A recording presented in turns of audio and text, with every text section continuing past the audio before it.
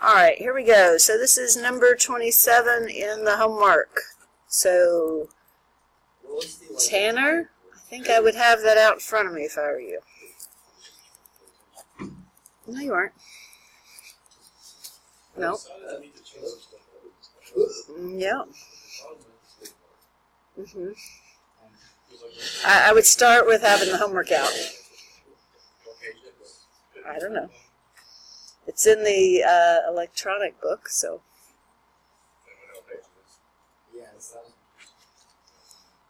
Okay, the first thing I'm going to do is divide through by x because I'm trying to isolate the dy dx. I know what could be weird about this.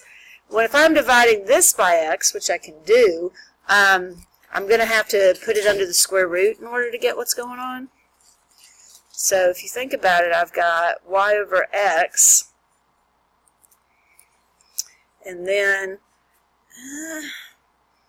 you could look at it as putting it all under the root. What would it look like if it's x squared? Yeah, it would be the same as dividing by x squared. So now I see at least what was bugging about this. Now it is initially a fraction. Okay, so that could be kind of concerning. Like if you look at it just like here as one great big divided by x, then when you're initially trying to identify it as homogeneous, you do have a numerator and a denominator. This is degree 1, 1, 1, 1. Okay, so we do initially, even though when I divide through by x, it's going to get rid of my fractions. Okay, you see the difference there? I do have the condition that I need. Okay, so it is okay because essentially here you're just dividing everything through by x. Okay, so you have y over x plus the square root of, and you could put each one of these over x squared, so you'd have x squared over x squared minus y squared over x squared. So you'd have dy dx equals y over x plus the square root of 1 minus, and I'm going to write it as y over x squared.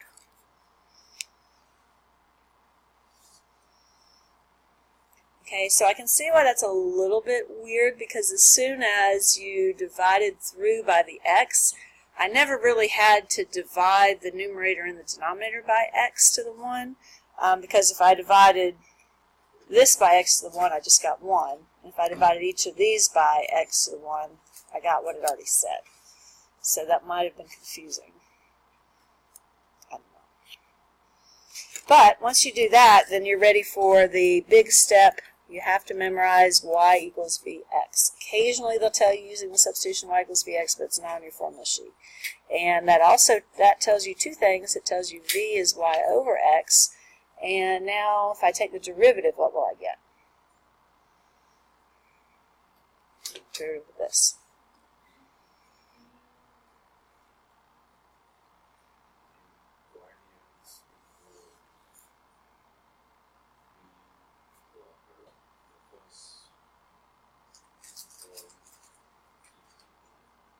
Okay, well you have the first. There you go. So first times the derivative of the second plus the second, which is x, times the derivative of the first, which is dv dx. So you have to memorize that or be able to take the derivative. And well, they're always easier than integrals. It's just going back and forth is confusing. Is the last thing you just wrote that thing you're talking about last class that you will never memorize, just always know how to do? Yes. Correct. Yep. So I was just doing the derivative implicitly with respect to x. So the derivative of y is 1 dy dx equals the first times the derivative of the second, which is just 1 dx dx, which you don't have to write, plus the second, which is x, times the derivative of the first, which is 1, and then dv dx. Okay, so if I make those substitutions, instead of dy dx, I put v plus x dv dx. And on this side, you're replacing all the y over x's with v's. So you have v plus the square root of 1 minus v squared. And once you make all those substitutions, what you're trying to do is separate your v's on one side and your x's on the other side. So thoughts? Subtract v sounds like an excellent idea. So you have x dv dx equals the square root of 1 minus v squared. Next.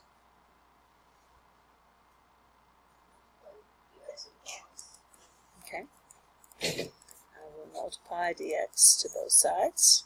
That would get me there.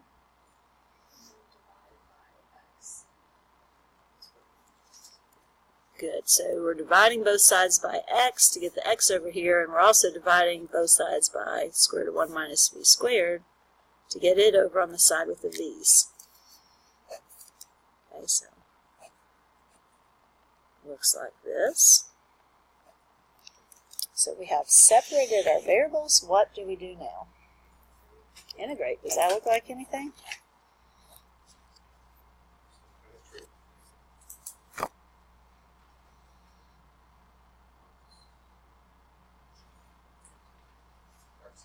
Arc sine. Okay, and your a is going to be 1, and your x is just v. Okay, so this would just be arc sine v. And what about this side?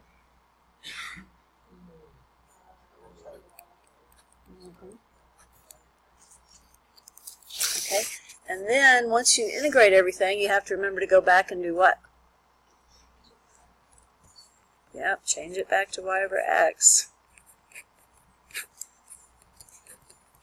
Now this particular problem gave you a point. Anybody know what the point was?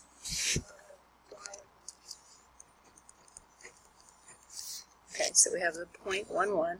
So you're going to do arc sine 1 over 1 equals ln of 1 plus c. What's the ln of 1? 0. All right. What is the angle whose sine is 1?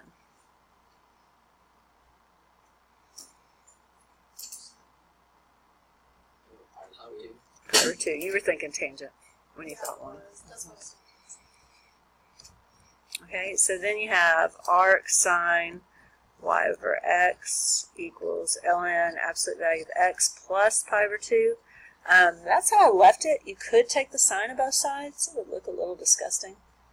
You could take the sine of both sides and then multiply by x. That would isolate the y. I probably left it how they left it. It just depends. All it depends on is if they say leave it in a certain form. Alright, so we're gonna figure this out as a class. So we're gonna start with what we know. y equals vx, and then from there we know y over x equals v.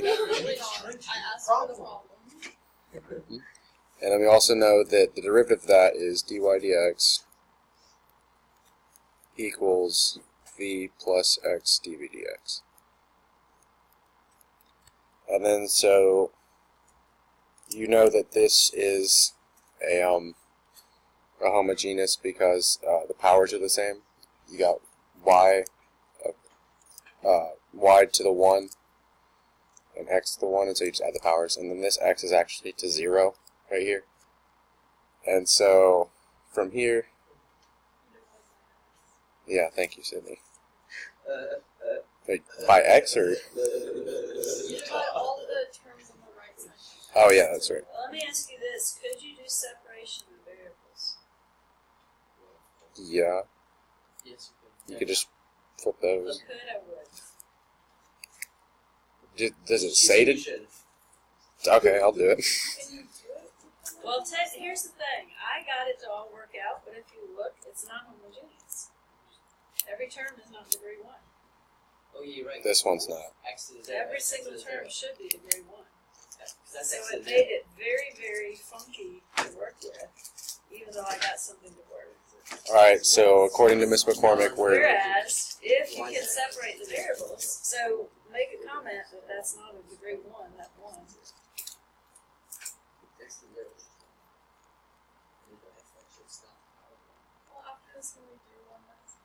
Sure. This is Okay. a very long one. So we're just going to do separation of variables because apparently this one's not homogeneous, and you can make it that, but it's messy, and Miss McCormick doesn't want us to. So we're going to divide by y and multiply by dx just to get everything on one side or the same side. So we have dy over y equals dx over x plus 1. Look how nice that is. Yeah, that's really nice. So from here you just take you get the ln of absolute value of y equals the ln of the absolute value of x plus 1 plus c. And then, since we're solving for y, so you would just exponentiate everything to e. So then you would get e to the ln absolute value of y equals e to the ln absolute value of x plus 1, and then times e to the c, because when you exponentiate things and they're added, you can separate them to the bases and multiply them. So this is just going to become c. So then the e's and the ln's cancel out on each of these, but this is still multiplied times c. Yeah, so it's y. Do we need the absolute value signs? All right, y equals c times x plus 1. Good job. Yeah. Alright, and then stop the recording while they decide what they want to do. All right, do we have the problems anywhere? X dy dx equals 2x plus 3y. All right, so first thing we're going to do is isolate the dy dx. So we're going to divide everything by x, and so we get, what we get here is we get dy dx equals 2, because this is just going to be over x, and that's going to be over x, that's going to be over x, and those cancel, and that's there. Plus 3 times y over x. Okay, so right there, was this one from the V's? No. Yes. Yes. Because you had divided by x to start with, so the numerator and the denominator both had degree 1. So you have to have a denominator, even though it's going away. Okay. Yes. Yeah. And so then we can do this little substitution thing that we did earlier all the way up here. I don't feel like writing it again. So what we got here is, for dy dx, we're going to substitute v plus x dv dx. And that's going to equal 2 plus 3 v. So then we're going to get all the v's on one side, so we're going to subtract v over. And that's going to give us x dv dx equals 2. And then since we're just subtracting a v, it's just going to be 2v. 2 plus 2v. And then we're going to have to multiply the dx over. So x dv equals 2 plus 2v dx. And then we divide both over to get them on their respective sides. So first I multiplied times dx to separate the dv dx, and so that was this times dv dx. And then so now we're going to divide the v's over and the x's over, so we get dv over 2 plus 2v, and that equals dx over x. No, shoot.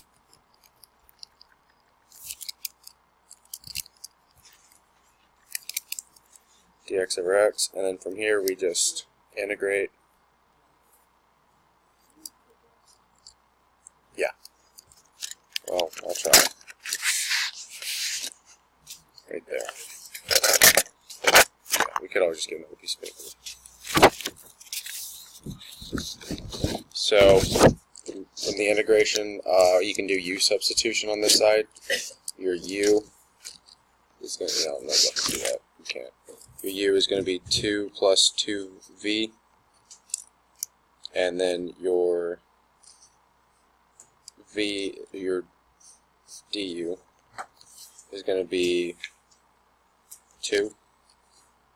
So you don't have that, so you have to put the 2 in, and then the 1/2 on the outside, and then over here it's just going to be an ln of x. So you get ln of absolute value 2 plus 2v equals the ln of x. No, this is 1/2, yeah. And the plus c. And so you can go ahead and isolate. Can you go ahead and isolate V, or do you want to plug in both sides? Put the half up. Yeah, and exponentially. Okay, so since this is multiplied by to an ln, you can just move it up as an exponent. So that will make it to the 1/2, all this to the 1/2. And then from there, you can exponentiate both sides of the equation. So e to the ln, absolute value 2 plus 2b, to the 1/2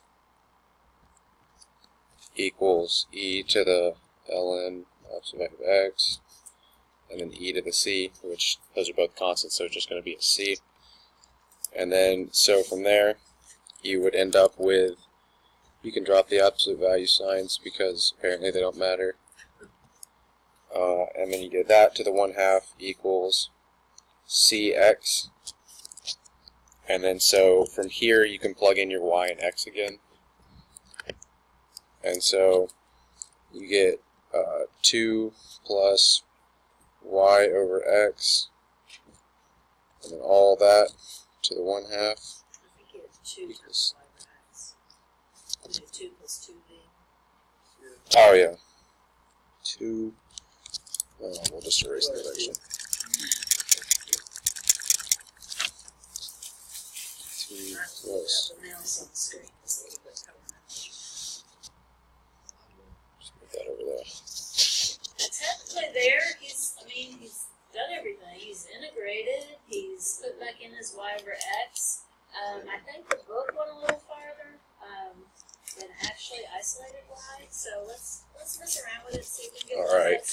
So again, as far as on a test, they would have to tell you if they want you to keep going. So this is a technically a square root right here, so I'm going to square both sides of the equation. So what we get is we get 2 plus 2y over x equals this squared, and since c is just a constant, squaring it doesn't do anything, so you have cx squared. And so you can move the 2 over and get 2y over x equals cx squared minus 2.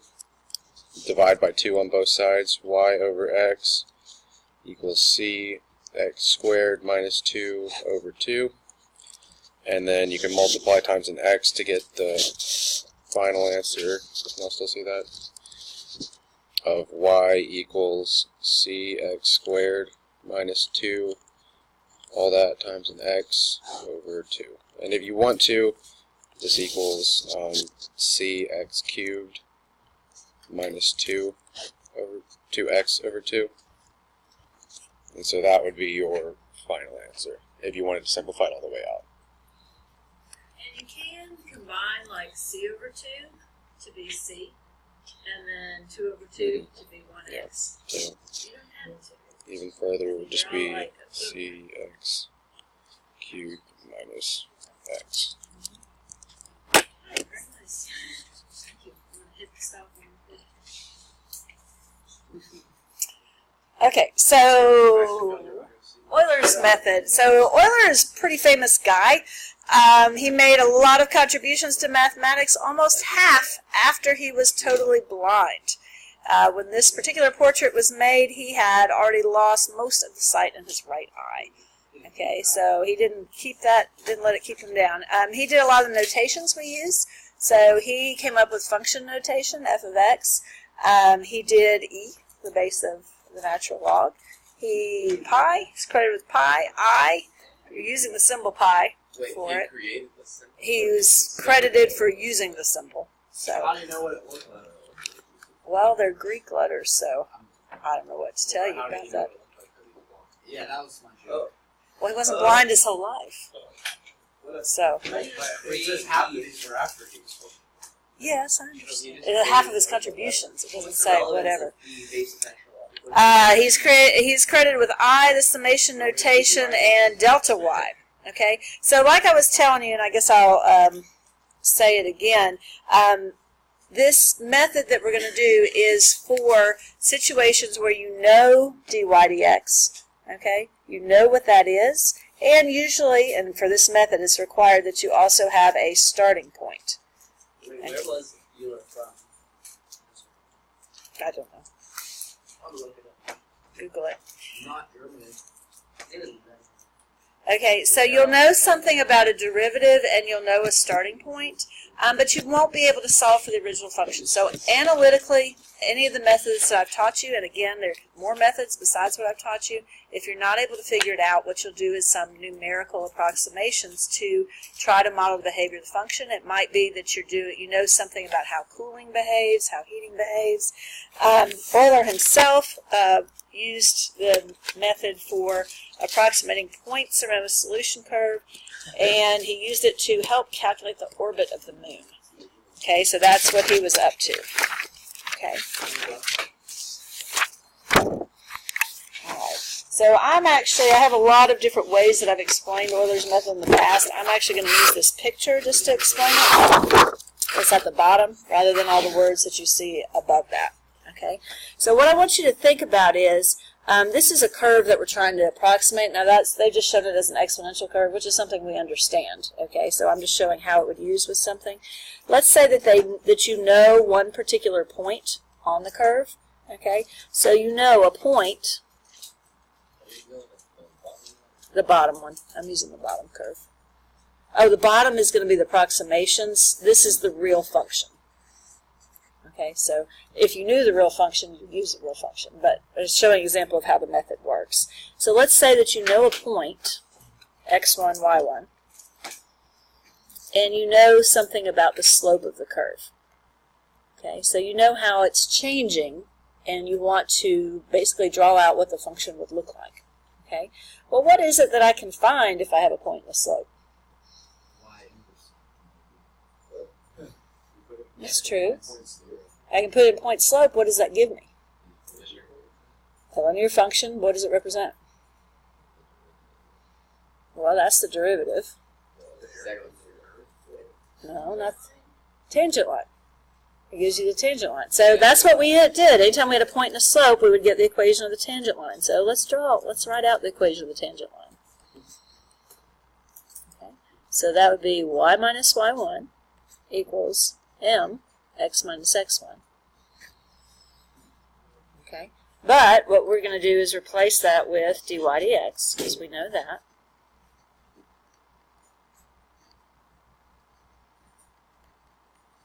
That's supposed to be an x. Okay, now if you think about what I'm going to try to do here is I'm starting at this point. Okay, and what I'm doing is I'm drawing a tangent line. Okay, so if I don't know what the function is, but I can draw an equation of a tangent line. An equation of a tangent line approximates the curve. Does it approximate the curve very well when it's far away from it? Okay, so if you look, when I'm really close here, it's kind of hard to tell the difference if I'm on the curve or whether I'm on the tangent line. But as you get far out here, I mean, it's clear. The tangent line is no longer a good approximation. So you can't do this for a very large step at a time. Okay, you have to do it for a point that's close to here. Okay, and so I don't want to go this far out with the tangent line. That would be rough. What I want to do is go pretty close. Okay, so I'm going to use it maybe just to go from here to here. Make that dot a little bigger. Rule for life, make the dots bigger. Okay, so I'm going to use the tangent line approximation, and maybe I can use a brighter color here of some sort. And I'm going to use the tangent line approximation just to figure out where I am close by. Okay, so just there. Okay, so I'd like to find out, I started here, I know what my slope is, where am I now? That's the idea. Okay, so I'm going to solve for y.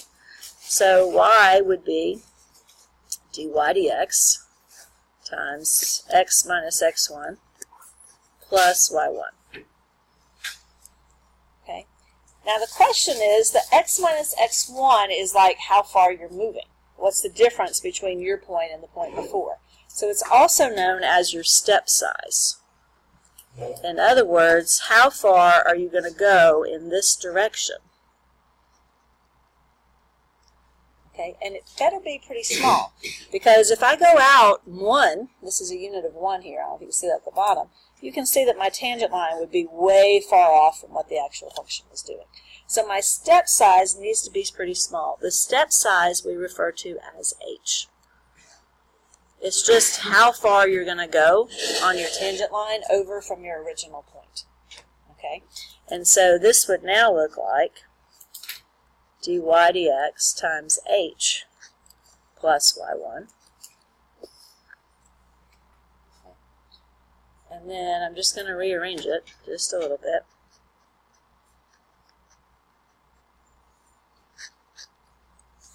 And what you're doing is, to get the next point, you just take your previous point plus your step size times your slope.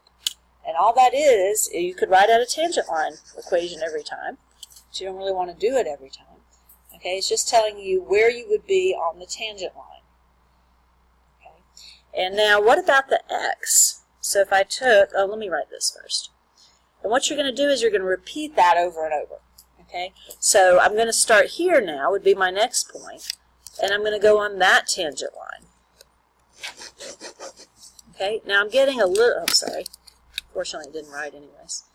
Okay, you do the tangent line still using the dy dx, but the dy dx is dependent on x and y.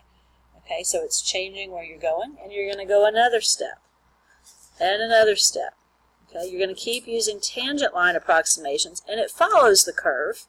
It has a pretty good approximation, okay, but you see we're a little bit off the farther we go.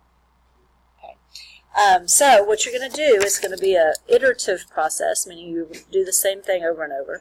To get the next y, you're always going to take the y before it plus h times, now here's the way they write it on the formula sheet, f of x sub n y sub n. And what that means is the derivative at the previous point.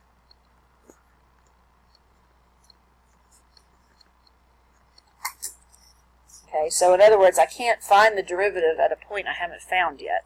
So when I do it for this one, I'm going to have to do it for the point that I already found in the step before. The x value, to find the next x value, you just take the previous x value and add whatever the step size is. Okay, so however tiny you want to make your steps. The smaller you make the steps, the better your approximation is going to be. And you can kind of see that pretty easily, because if I'd made a step size of 1, 1 is considered gigantic, okay, in this terms of Euler's method.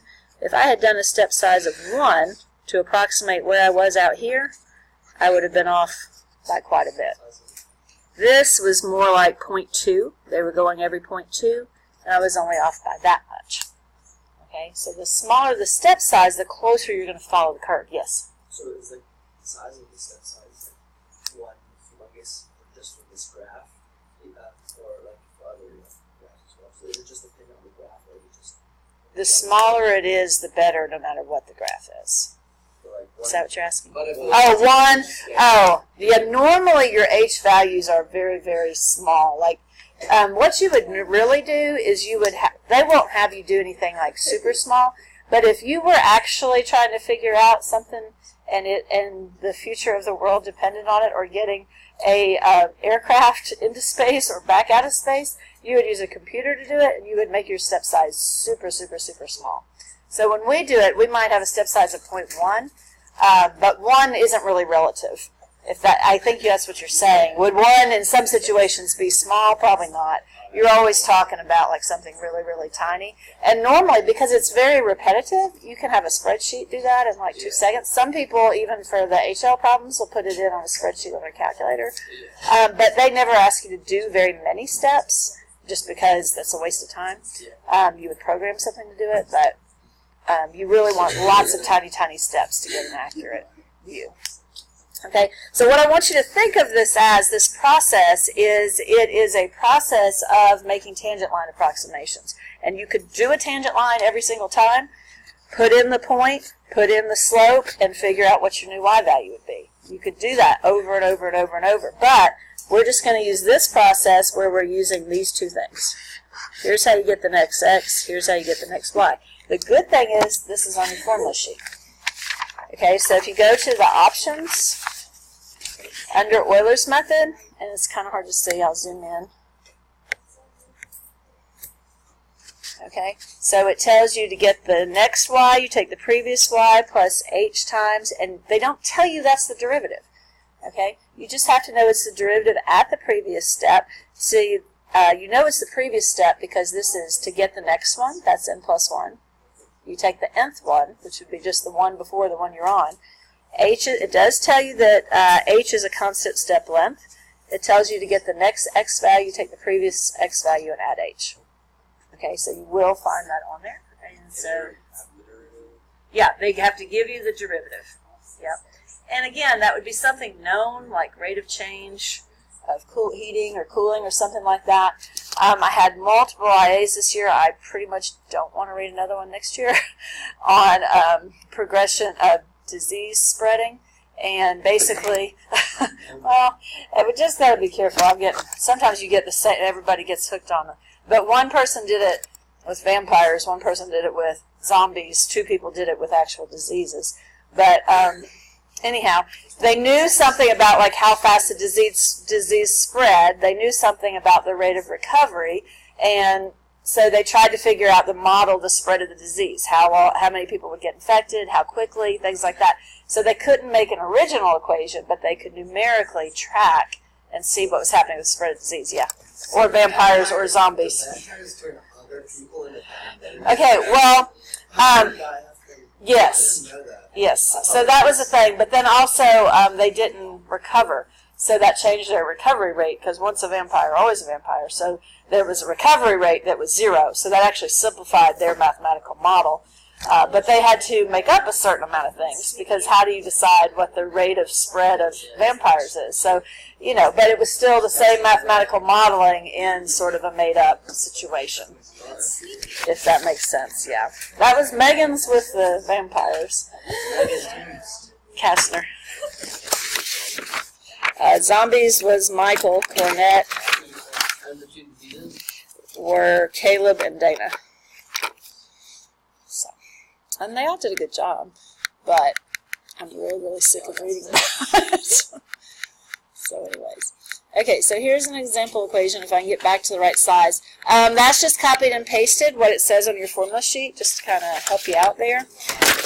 But again, you should understand they are tangent line approximations. Okay, so for this one, it gives me the differential equation, and it gives me a point. So that's why I need a point and a slope to do a tangent line approximation. It says use Euler's method with a step value of 0.2. So they're telling me h is 0.2. To find an approximate value of y when x is 3, giving your answer to 2 places, and then they want me to solve the differential equation analytically and compare my answers. Okay, and so in this particular case, there's no need really for Euler's method because I can solve this. Okay, but they just want me to see the difference. Okay, how far off am I? And then sometimes there would be something you can't solve. So it just kind of depends, but you can't really see how good a method is if you don't know what the equation really does, you know what I'm saying? So it gives us a good analysis. So what I'm going to do is I'm going to write the 2 equations. By the way, Euler's method is one of the easiest problems you could possibly see on your option paper.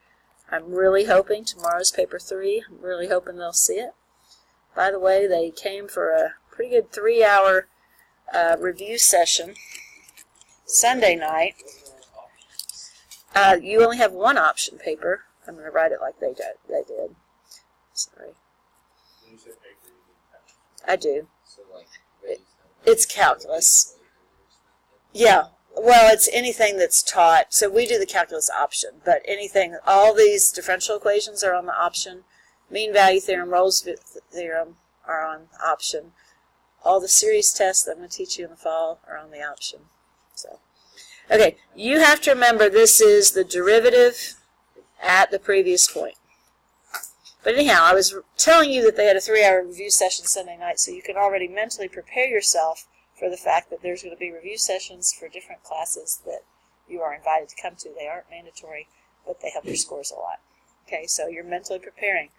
When you're getting ready for game day, you got to practice. You have 3 game days for math. We need to write it on the board. Oh, I don't know because they haven't posted the date for next year. Let's just put like pretty long time. We did that, and then somebody erased it. I had like 365 days, and then I lowered it to 364, and then somebody erased it. So you'll have to be in charge of that until I know. You may fix it. You have to own the game day. When it's yours, you own it. Got it. Where's the marker? and you'll have to find one over here.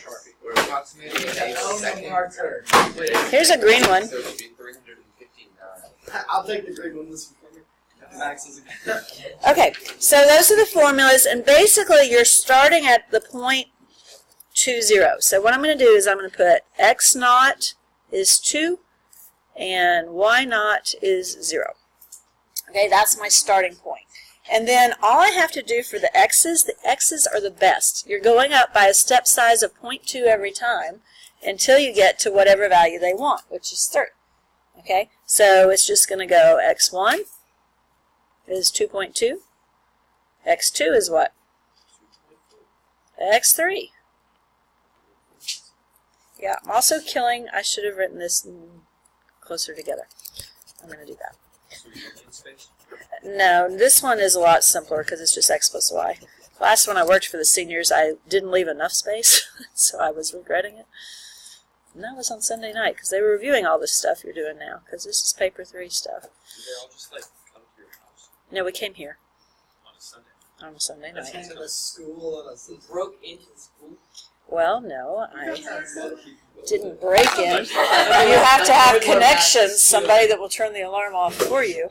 They wore like burglar masks. Picture Inside connection. the school. Well, it's usually Miss Sharp, but Miss Thomas was already here, so I didn't have to borrow Miss Sharp. And then Mr. Reese was here for a sports booster meeting, so he set the alarm back. So I didn't have to turn the alarm off or back on. There were already people here doing it, so it was easy. No, I did not. Now we know how to sneak into the school, guys. No, you don't. But anyway, so that's good, and you know how high you're doing a step of 0.2, go up till you get to whatever point that they want. Now, here's the thing. This is going to be kind of a lousy approximation. If you want a really good approximation, you should go up by like 0.01 or 0.001. But wouldn't that take a while? But it'd take like not any time in a spreadsheet. It's just like whoop whoop, drag it down, repeat the formula. It takes like 2 seconds. Okay, so you really would want to use technology if you were really trying to do this for any long term. So here, to get the next y, you take the y before it plus h, which is 0.2, times the derivative at the step before. So here's my formula for the derivative is x plus y. It's the first time you've ever seen this. So you're going to put in x plus y. So for me, that would be 2 plus 0. I'm just using the x and y from the step before. Okay? And so you'd have 0 plus 0.2 times 2, so you get 0.4. So, okay. Sure. So to get the next y, you take the old y plus h, which is 0.2, that's your step size. And then this is the derivative. And you put in whatever the x and y value from the one before is into the derivative. And this is your derivative formula. So you're doing x plus, yeah. Well, no, you don't because you're using it at the previous point. So you're not using this x value. Well, the next y, I would be using this x and this y. Okay. Well, you could do it as you go. Would be okay. Either way, but I just think it's easy to do all the x's first. So x's are just like the previous one plus the steps on this. So the derivative from the previous point, that's just like. So my equation was, so I had to go based on this equation, so it was x plus y right here. So you basically knew the slope at this point, and you knew this point. So it's basically a tangent line approximation if you're going at this slope for that distance along the tangent line. So you just plug in this and this into the previous derivative. And the like the This? Yeah, in the parentheses, right? Uh-huh. Is that x and comma Y sub n. Mm-hmm.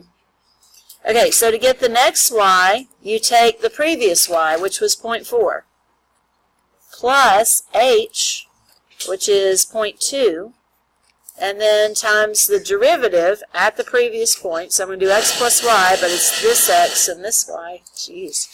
So 2.2 plus 0.4.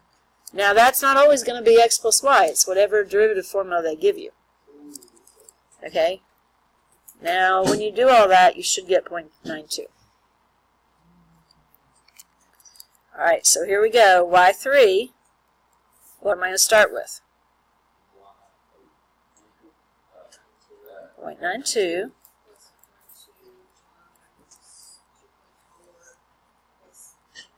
Yes.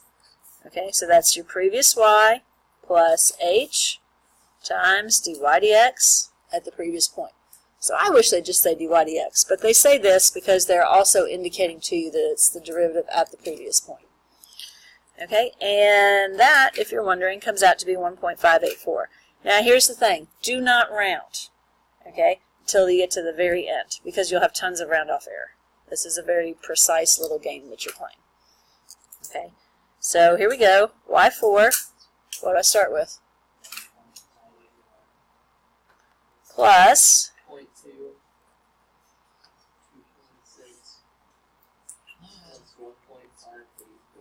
1.5.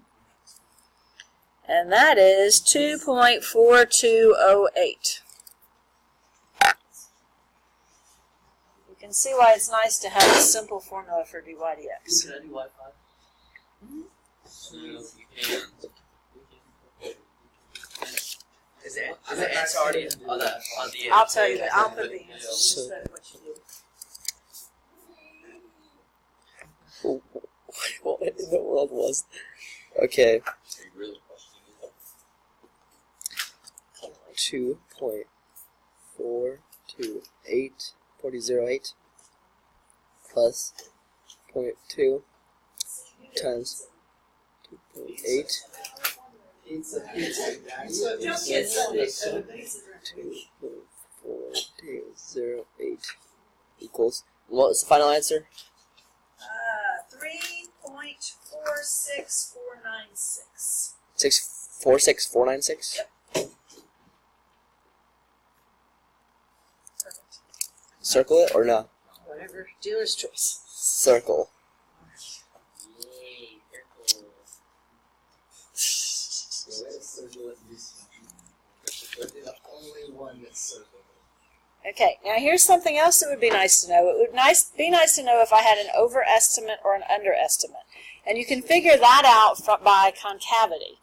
Okay, so if you think about it, if you had something that was concave up and you had a tangent line approximation, is your tangent line approximation going to be an under approximation or a lower approximation? Under. There you go. So if I do concave down and I have a tangent line approximation, probably going to be too high.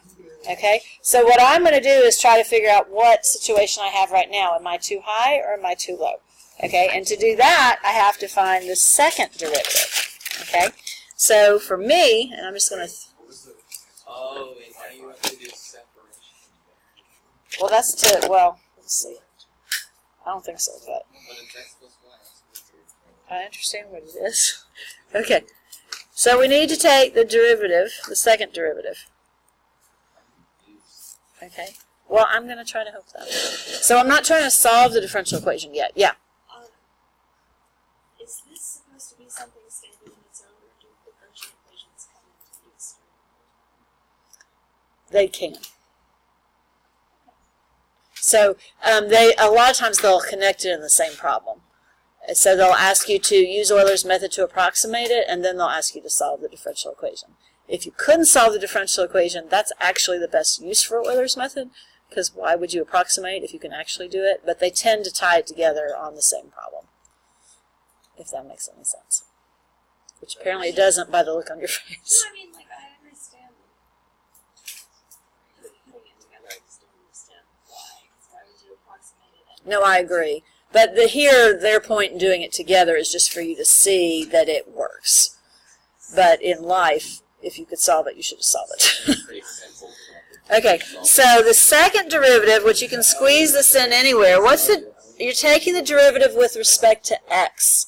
So if you take the derivative of dy dx with respect to x, you just get the second derivative. What's the derivative of x with respect to x?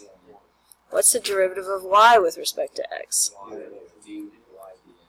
Okay, so the second derivative actually has the first derivative in it, but that's okay. So can we plug in first You got it. So, yeah. When you're writing the d2 line dx, Yeah. why are you putting the 2? Because somebody invented that notation and I'm following it. Okay, I don't know why they wrote it out that way. Leibniz just liked it better that way. I don't know. David, what's your question? Why I put the 2's here and here. Because he'd rather probably put them here and here, but that's just not how they do it. Okay, so now we know that. So what we're going to do is just substitute in our starting point. So our starting point was 2, 0. So we get 3. Okay, so the set which is greater than 0, which means that I'm concave up. Under. So I think that I have an under approximation, and I'm about to find out. Wait, how did you solve it? You plugged in the point. I plugged in the initial point that they gave me, and I got 3. Oh. Which was greater than 0. I mean, you can, but This one it doesn't make sense, but they're all the same. So if anything is greater than 0, it's concave up. if the second derivative is, yeah. Okay. If the second derivative is negative, then it's concave down.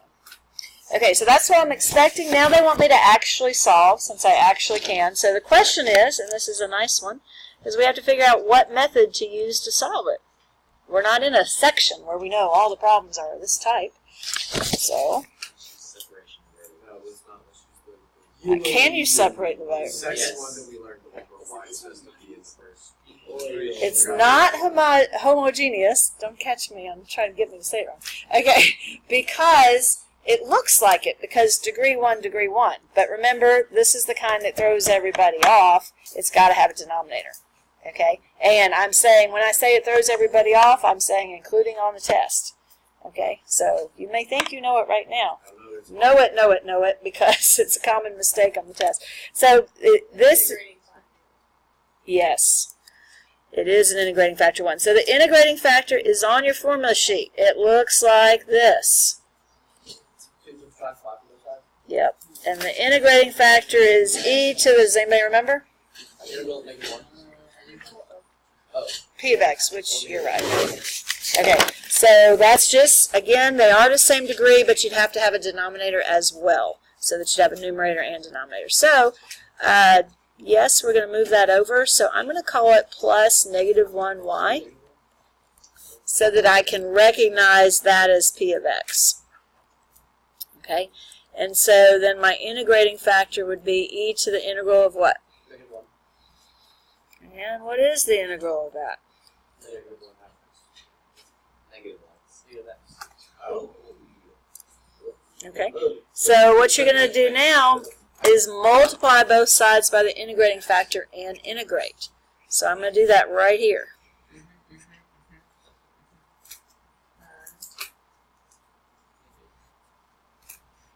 So I am multiplying both sides by the integrating factor and integrating.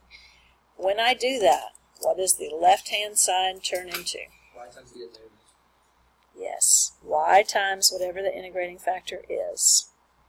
And on this side, you just have to figure it out. Oh, I don't like the roads. y'all made up like some serious, okay.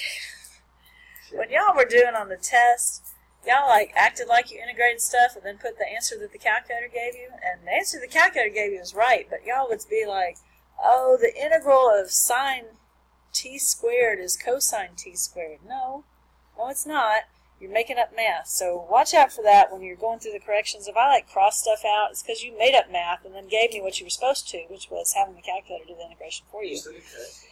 Yes, but I should have, specifically, Max, taken off for the fake math in between that wasn't even necessary. It's terrible. Yes. I have a question. So on the homework that is due today, there was a problem where it came down to where you have to take the integral of e to the cosine x times e to the negative cosine x. That is Why does that come out it to is 1? e to the cosine x over e to the cosine x. I'm not asking. But he's telling E you. to 0 is 1. That's not necessarily. You multiply it, That is. add the exponents. But it's just equal. Oh, yeah, that's right, because you're adding. Does that make sense? How do you integrate this? Minus cosine x. Integration of parts. Yes. Think of it either way. I don't know why you're telling me that I'm wrong. It's you do either way. Like, I'm telling you You're wrong because you are. I'm not. You're wrong. So here we go. What is a good choice for U? What's a good X, choice for X. dV? UX. All right, so du, 1 dx, okay, v, Negative. all right, so now we have y e to the negative x equals uv, so I'm going to put negative x e to the negative x, I wrote the little formula over here, minus the integral of v du. Now, I could change that to plus plus, but it would kind of be a waste of time because this is e to the u. This is your du. So it would kind of... So u is negative x, du is negative 1 dx. So if you rewrote it, it would be minus e to the u du. Okay, so your du part is the negative and this. So that's where the negative's going. So you have y e to the negative x equals negative x e to the negative x minus, and e to the u would just be e to the negative x plus c. Alright, so we have a point, so we can solve for c. We also can solve for y. Yeah, but be careful because it also has to, you have to divide the c by it too, and that's where I have kind of some mistakes. So, I guess I'm going to write it like dividing this side by e to the negative x and dividing this side by e to the negative x. And so it's kind of clear here. Here you're dividing each term individually by that. So like on the first one it would cancel. On the second one, it would cancel. And on this one, I could bring it up. So c over e to the negative x would be c e to the x.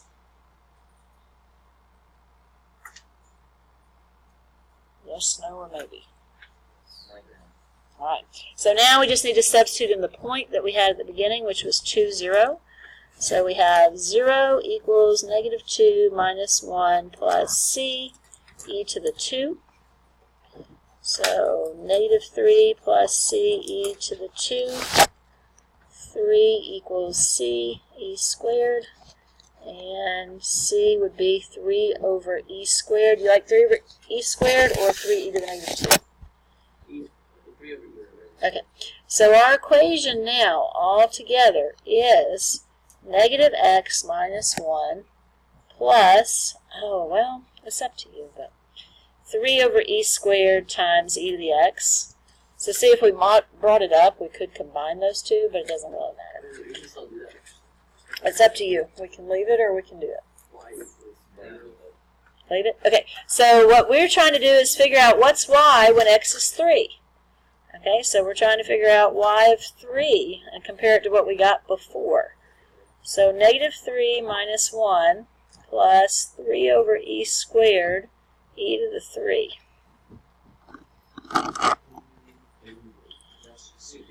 I think it's about 4.15. What did we get for y of 3? Well, no, we got 3.46496. Okay, so not so great, really. Okay, but 0.2 is considered a pretty large step. If you are trying to get to the moon, please do 0.01. I got about 4.15. What about 0.00? That would also be good. That's all I need, man. Arthur knew where it was at, right? Yes. Yes. I don't even know what all we got. Yeah. Is that the page you want, or do you want the page? You want that? Okay, well, as soon as he's done, Okay, we're just going to do one more problem like this, and it doesn't make us do it both ways. It just wants you to do Euler's. So you can actually try it as soon as I put it on the screen. On your mark, set, go. See who can get it. What? So, question. Yeah. Do you have to do the under approximation? Oh, this was X. This one. Okay, so these are your general formulas. Really? Oh, too bad. I know what y naught equals. It's 1. Alright, so what's my X naught and my Y naught? X naught is 0, y naught is 1. Perfect. So Okay. is y 0 or y not? Is it y not looks like y 0 because it's actually 0? Yes, that's correct. Why should we You do just this? say X sub 0 as X naught, not being 0. Okay, what's X1? 0 plus 0.25, which equals 0.25. So you just keep going up by 0.25. 0.75. 3 quarters. 1.00. Alright. To get the next Y, what do I do? 1 plus 0.25 times 0 plus 1 divided by 0 times 1 plus 2 plus 1 minus equals 1.125. 1.125. Y2, what do I do? 1.125 Plus 1.25 times 0.25 plus 1 all over 0.25 times 1.125 5 plus 2 Plus plus 2. That equals 1.26199. 6.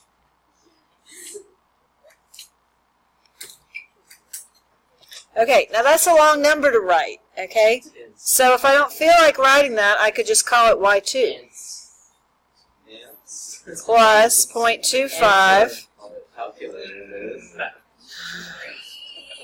and it would be X1 plus 1, X1, and I'm going to say times Y2. Wait, it's not X1, it's X2. I don't know where you're talking about because I wrote all Y2s. No, but you put 0.5 and you said X1. He was correct. Oh, I got you. That is, you're right. Okay. So that right there is actually X2. Okay, and when you get all that, I got about 1.404518. Okay, but you can just save it and last answer. So Y2 is just this long number. I just didn't want to write it. So help me out. Y4, I would take what? Y3 Mm-hmm. plus 0.25 Mm-hmm. times X7 plus 1. 0.75 times Y3 Yes. plus 2.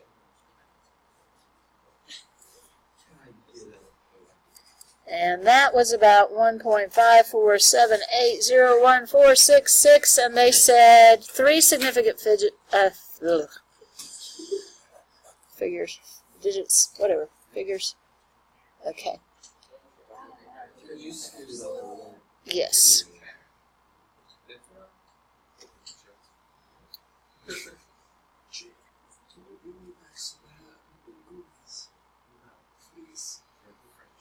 And so this homework shouldn't be too terrible. Is what? Maybe I can do this. There is your homework. scoreboard.